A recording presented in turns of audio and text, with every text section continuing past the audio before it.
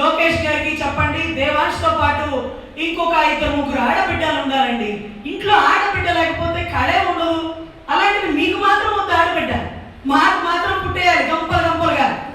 Orissa train చూసినారు ఎప్పుడన్నా? General కోట ఎలా ఉంటుందో తెలుసా? దండిగా ఉంటారు జనాలు, ఎందుకంటే ఆ రాష్ట్రంలో జనాభా ఎక్కువ. మన ఆంధ్ర రాష్ట్రంలో తిరుమల నారాయణాద్రి ఎక్స్ప్రెస్ చూసినారా? ప్రశాంతంగా ఉంటుంది. మన రాష్ట్రంలో లిమిటెడ్గా ఉంటుంది.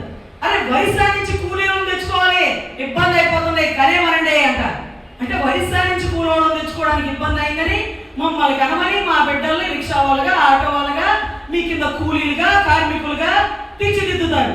రేషన్ కార్డులు ఆగిపోయిన రోజున, రేషన్ కార్డులు ఆగిపోయిన రోజున విద్య ఫ్రీగా, వైద్య ఫ్రీగా ఇచ్చిన రోజున మా ఆడబిడ్డలతో చర్చలు జరిపి మాకు ఇష్టమైతే అప్పుడు మీరు ఈ ఉద్యమాన్నో లేకపోతే ఈ పథకాన్నో తీసుకురండి.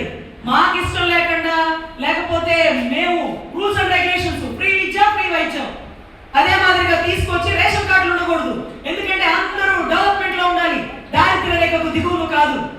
సో ఖచ్చితంగా ఒక పథకం ఇచ్చేటప్పుడు సలహాలు అడగాలని కూడా లేకుండా అసెంబ్లీ సాక్షిగా చర్చలు ఇస్తుంటే సిగ్గుతో వాళ్ళు తలదించుకునే పరిస్థితిలో ఉన్నారండి రాష్ట్ర ప్రజలు.